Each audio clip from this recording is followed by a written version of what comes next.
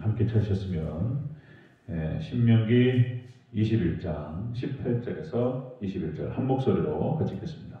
시작. 사람에게 완악하고 패역한 아들이 있어 그의 아버지의 말이나 그의 어머니의 말을 순종하지 아니하고 부모가 징계하여도 순종하지 아니하거든.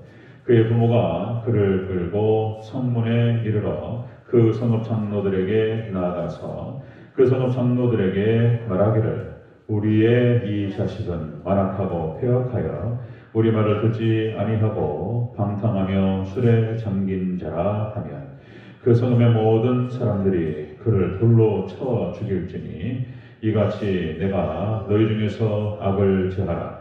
그리하면 온 이스라엘이 듣고 두려워하리라. 아멘. 인사합니다. 그러니 예수님, 예수님의 은혜가 평강에 넘치시기를 축원합니다. 아멘. 아멘. 네. 오늘 함께 읽으신 신명기 21장 18절에서 21절 오늘 본문을 토대로 패역한 아들의 규례라는 제목으로 말씀 받겠습니다. 패역한 아들의 규례. 오늘 본문을 통해서 기독교 교육뿐만 아니라 교육은 어때야 하는지에 대해서 자식 교육과 여기서 이제 오늘 본문을 토대로 핵심 뼈대를 다 그냥 정리하겠습니다. 이게 전부예요. 이게 전부고 이게 가장 중요한 얘기입니다. 자, 패역한 아들에 대한 규례입니다. 가나안 땅에 들어가서 이스라엘 백성들이 어떻게 살아가야 할 것인가에 대한 삶의 규례들이 지금 계속적으로 진행되고 있는데요. 여러 문제들이 앞에서 언급됐죠. 살인자는 어떻게 할 것인가?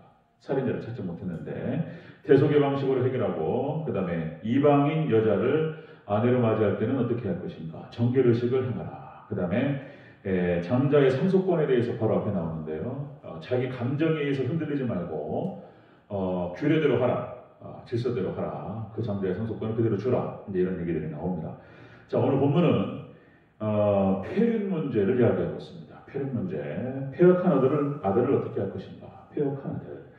아버지의 권위를 무시하고 그리고 어머니의 훈계도 무시하는 자식. 여기서 주는 영적인 교훈이 있고 여기서 중요한 이제 교육적인 어떤 의미가 있는데 성경에서는 오늘 보면 신명기에서는 즉결 처분입니다. 무서워서 이게 사형이에요. 그냥 하나님께서 용납하지 않으셨습니다. 부모 공격 문제에 대해서만큼은 즉결 심판이었습니다. 즉결 심판. 자, 패역한 아들에 대한 규례입니다. 자세히 살펴보도록 하겠습니다. 자, 패역한 아들의 규례 첫 번째, 성읍의 장로들에게 넘기라. 이렇게 말씀하시죠. 20절 초반부 읽겠습니다. 시작. 그 성읍 장로들에게 말하기를. 아멘. 성읍의 장로들에게 말하기를. 이 성읍의 장로들이라고 하는 것은 지금 오늘날로 말하면 그러니까 이제 공동체, 신앙 공동체의 지도자를 말하는 것입니다. 성읍의 장로들. 그래서 지금으로 말하면 이제 교회 목사를 중심으로 한 교회 중직들, 목사, 목회자를 얘기하는 것이라 볼 수 있고요. 자, 그래서 이 교육 문제, 폐륜 문제에 대해서는 그렇게 해서 이제 그 지도를 거기다 맡겼다는 것입니다. 맡긴다. 지금 여러 번 제가 또 이렇게 가끔가다 말씀을 드렸지만 전체적으로 한번 아웃라인을 같이 한번 적어보도록 하겠습니다. 지금 권위 상실의 시대에 있습니다. 권위가 상실되었다. 그래서 교회에서도 목회자의 권위가 무너져가고 있고요. 그래서 이제 민주주의 여러 번 말씀드렸지만 마지막 라오디게아 시대 민다세 민주주의, 다원주의, 세속주의 이것이 교회 안에 들어와서 이제 주인 노릇하는 거예요. 실제 우리 신앙의 세계는 신본주의가 될 줄로 믿습니다.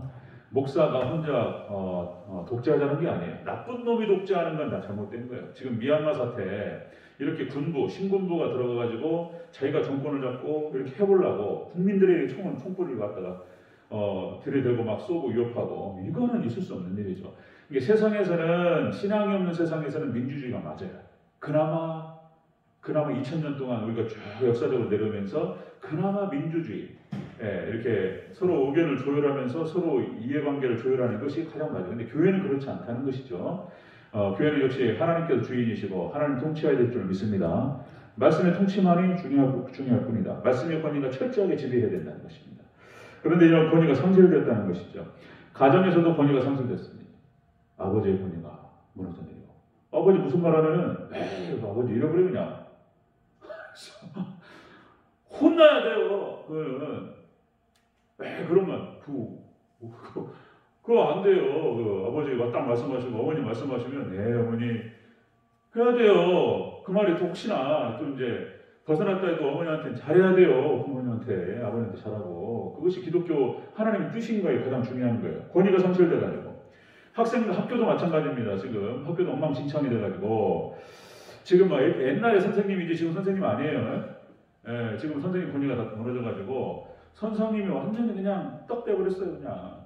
그래가지고 심지어 이런 얘기 나옵니다. 서울시 인권조례가 나오면서 학생들의 인권을 존중한다고 생각해가지고 초등학교 때부터 그 말이 되냐? 초등학교 때부터 초중고 지금 초등학교는 얼마나 지금 그게 잘 이루어질지 모르겠는데 중학교 고등학교에 서울시 인권조례가 그들을 통해서 아이들이 선생님을 평가합니다. 이 선생님 좋은 선생님 상중하 해가지고 무엇이 앙케이트 조사해가지고 그걸 하는 거예요. 학생이 선생님을 평가한다. 무슨 판단 기준으로 아이들이 선생님을 판단하느냐. 물론 예전에 이럴 수 있어요. 막 저희 때만 해도 그랬습니다. 선생님이 저희 그 교련 선생님 같은 경우는 그건 안 되죠. 자기 막 흥분해가지고 자기 감정이 못 이겨서 학생을 주먹을 때려요. 이건 안 되죠. 이게 막 나가는 거는 그거는 있을 수 없는 일인데 그런 걸 막겠다? 그러니까 이게 그러면서 이제 학교 선생님들의 권위가 다 무너졌습니다. 애들 체벌을 못하게 하니까 지금 매대면 큰일 나죠? 유치원에 매대면 큰일 나죠? 큰일 나죠. 지금 중고등학교 그냥 무슨 벌점제를 해가지고 한다는데 애들 통제가 안 됩니다. 심지어는 군대도 민주주의가 들어와가지고 군대도 마찬가지입니다. 사병들의 인권 해가지고 이제 엉망진창이 됐습니다. 통제가 안 됩니다. 군대도 마찬가지고요. 지금 이제 교육이 붕괴됐고 그리고 권위가 다 무너지고 통제가 상실되어 있는 그런 시대 가운데 들어가고 있습니다. 사단의 역사예요. 사단의 역사입니다. 이것이 자녀 교육이 붕괴가 돼가지고 또 말씀드리면 얼마 전에 사건이 있었습니다. 여러분들 보셨는지 모르겠는데 아들이 어머니 후라이팬을 때렸어요. 그리고 아버지 죽여버린다고. 아버지가 살해 위협을 느끼니까 신고가 됐는지 어쨌든지 하여튼 그것이 이제 들어갔어. 근데 나중에 잡았는데 부모님이 그 아들의 처벌을 원치 않는다는 거예요. 그래서 기소를 안 했어요. 그냥 엉망진창이 됐어요. 지금 부모님 막 함부로 해버립니다. 이런 시대. 그러니까 이제 학교 선생님들 마찬가지입니다. 그냥 엉망진창이 되다 보니까 교육이 다 무너졌습니다. 이런 거. 그래서 윤리교육이라든지 도덕교육이라든지 사람 만드는 교육이 안 돼요. 역시 교육은 그나마 우리 한국이 이 정도, 미국은 다 망가졌고 지금 유럽도 거의 다 망가지고 있고 무슨 몬테소리가 어떻고 존 듀이가 어떻고 자연주의 교육을 얘기하는 거예요. 이 교육 사상의 근간을 이루는 것이 뭐냐면은 성선설입니다. 성선설. 그러니까 아이들이 자발적으로 잘할 수 있도록 도와주면은 아이들은 잘 자란다는 거예요. 거짓말하는 겁니다. 사람은 죄를 갖고 태어나요. 원죄를 가지고 있고 죄성을 가지고 태어납니다. 가르치지 않았음에도 불구하고 죄악된 건 아주 잘해요. 이게 아주 사악한 거예요. 그 사악한 거는 매로 빼야 되는 거예요. 매로. 그래서 유대인 교육이 무엇이었냐면 그런 것이었습니다. 유대인 교육은 그래서 이제 회당 교육이라고 해서 말씀드렸죠. From generation to generation. 그러니까 세대에서부터 세대까지. 그래가지고 3대, 4대가 함께 회당에서 예배를 드립니다. 유대인 회당 교육입니다. 그래서 철저하게 1살, 2살, 3살짜리 이 아이들 그리고 13살까지 13살에 이제 성인식 교육을 하는데 어떻게 13살을 알았을까? 어떻게 13살이라고 하는 사람 지금 초등학교 6학년입니다. 어떻게 13살짜리까지 교육이 끝난다는 것을 알았을까? 윤리교육과 도덕교육은 13살에 끝나요. 그 뒤로는 이제 정보만 쌓일 뿐이에요. 경험만 쌓이고. 그때 형성된 인격을 가지고 죽을 때까지 가는 거예요. 그러니까 그 안에 잡지 못하면 못 잡는 거예요. 그 아이들은. 중학교 애들 중학교 이제 딱 올라가는 순간 체벌하면은 덮여 떨어집니다. 그 안에 근데 딱 정확하게 13살까지 체벌을 하면 딱 들어요. 체벌을 하고 애들 딱 때리면은 아버지, 어머니 딱 무릎 꿇어요. 그리고 이제 안아주면 쏙 들어와요. 그런데 중학교 올라가면서부터 때리면 어긋나버려 이제. 딱 13살까지입니다. 그 안에 잡아야 돼요. 그 안에 잘 제대로 해서. 이게 성경교육은 그런 것입니다. 유대교육은. 그래서 회초리, 죄인이에요. 죄인. 원죄를 갖고 태어나고 죄성을 갖고 태어나기 때문에 철저히 하나님을 대적합니다. 그럼 어떻게 하냐면은 부모가 매로 강제로 집어넣는 거예요. 성경을. 하나님 말씀 들어.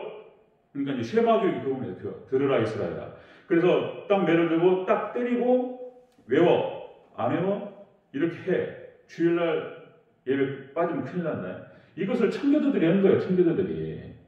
저도 그 작업을 그 장면을 갖다가 제가 그때 그 전문 교수님한테 이제 강의를 들었던 기억이 나는 거예요. 이제.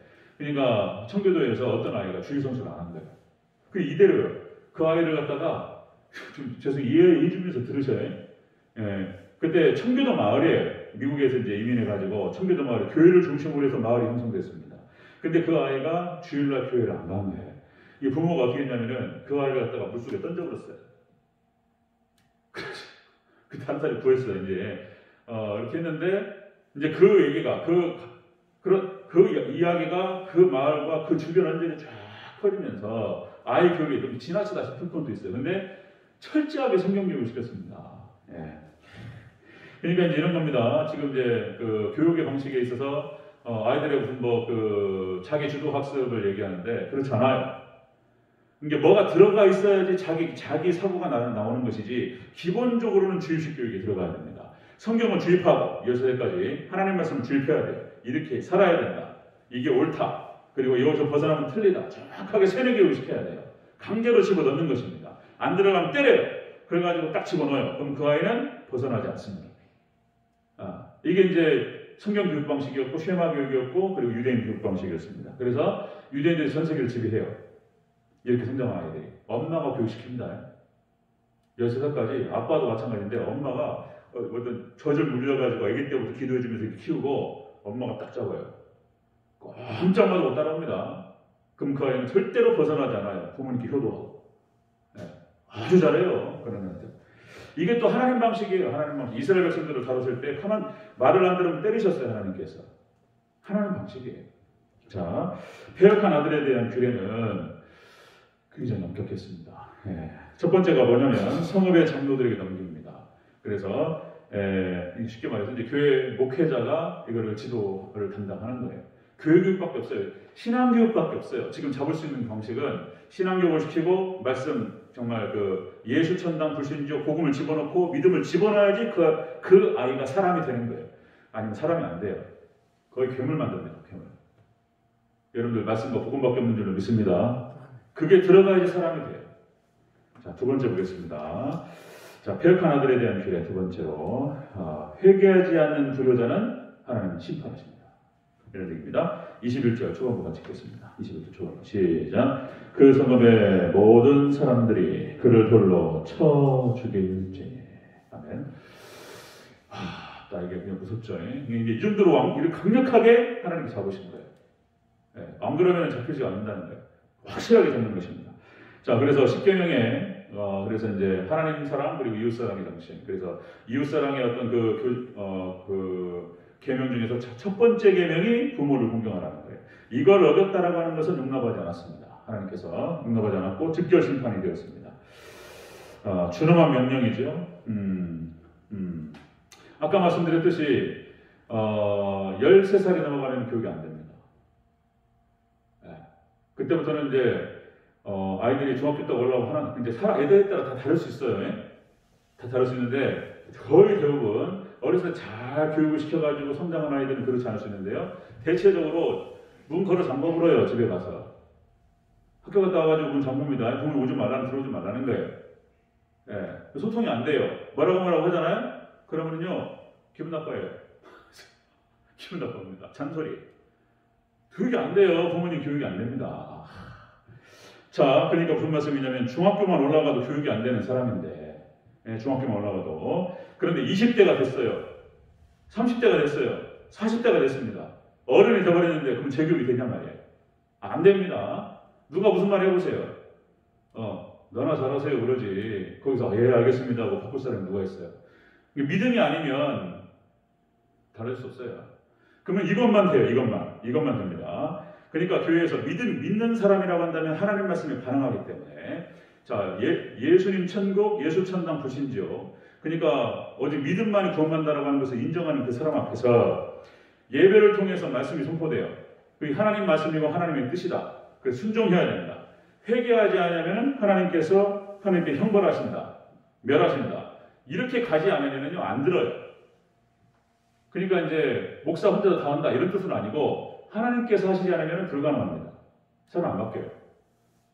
중학교만 올라가도 안 되는데 중학생 누가 통제합니까? 중고등학교가 그때까지만 해도 매가 틈이에요, 매가. 근데 못 때리게 하니까. 부모님이라도 때려야 돼. 정확하게 해가지고 잘못하면 혼나야 돼. 그런데 이게 안 되면, 그런데 그거 중학교 고등학교 학생들도 안 되는데 20대, 30대, 40대, 50대 누가 바꿉니까? 하나님 말씀만이 바꾸시는 줄로 믿습니다. 그러니까 부모님들 할 수 없는 말들을 목사가 하는 거예요. 목사가. 너 부모님 공경 안 하면 효도 안 하면 지옥 갑니다. 뭐 그래야 돼. 하나님 가만히 안 듣는다고. 그럼 기분 나쁠지 모르겠지만 믿음이 있으면 그 말씀이 들어가죠. 그럼 부모님 잘하는 거예요. 근거를 다 해가지고 성경 말씀에 그 체계를 딱 가지고 그냥 정확하게 딱 때려야 돼. 이거 아니면 아니다고. 그러면 성경 말씀을 인정할 수밖에 없는 사람이라고 한다면 딱 보고 오케이. 부모님 잘하는 거예요. 그 얘기를 부모님이 해도 안 들어요. 또 얘기하기도 힘들어요. 이제 이 20살 넘은 자식을 30살 넘은 자식을 효도해라 그런 얘기 한다고 듣냔 말이죠. 자, 그렇습니다. 폐역한 아들에 대한 규례는 그것입니다. 성읍의 장로들에게 맡긴다. 그래서 교회 목회자에게 통해서 지도를 받게 합니다. 회개하지 않는 자는 심판. 그러면 안 돼요, 진짜. 아버지가 말씀하시고 어머니 말씀하시는데 에이 그래 그냥 큰일 났어요. 어렸을 때부터 살아야 돼요. 어렸을 때부터. 세 번째 보겠습니다. 세 번째. 폐역한 아들에 대한 규례. 세 번째로 너희 중에서 악을 제하라. 이렇게 말씀하셨습니다. 우리 21절 전체적으로 다시 한번 읽겠습니다. 시작. 그 성읍의 모든 사람들이 그를 돌로 쳐 죽일지니 이같이 네가 너희 중에서 악을 제하라. 그리하면 온 이스라엘이 듣고 두려워하리라. 아멘. 너희 중에서 악을 제하라. 이것은 완전하라 그런 뜻입니다. 완전하라. 하나님의 자녀들은 가정에서, 교회에서, 사회에서 이렇게 완전할 것을 하나님께서 명령하셨습니다. 빈틈없이 깨끗하게 행동해야 됩니다. 그럼 이거 어떻게 해서 이런 자식을 만드냔 말이에요. 어렸을 때부터 신앙교육밖에 없는 줄로 믿습니다. 체계적으로 해야 돼요. 체계적으로. 지금 이제 이게 지금 제가 드리는 말씀이 기독교 교육학의 핵심이에요. 제가 그냥 이거 한두 권 읽고 말씀드리는 게 아니에요. 책을 여러 권 읽고 10권 이상의 책을 읽고 교육 전문가들한테 충분히 얘기를 듣고 강의를 듣고 성경 말씀과 다 대조해가지고 핵심만 엑기스 쫙 뽑으면 이 말 나오는 거예요. 이 말. 그래서 딱 엑기스 뽑으면요 딱 두 가지 나와요. 뭐냐면은 통합교육, 통합예배, 가정예배입니다. 그래서 할아버지부터 해가지고 아버지 해가지고 손주까지 3대, 4대가 함께 예배를 드리면서 같은 말씀을 듣고 그 말씀을 계속 주입해야 되는 거예요. 애들한테. 그럼 거기를 떠나지 않는다는 거예요. 통합예배. 그 다음에 두 번째로 가정예배. 부모님이 본인이 돼가지고 가정에서 아버지한테, 할아버지한테 말씀을 듣는 거예요.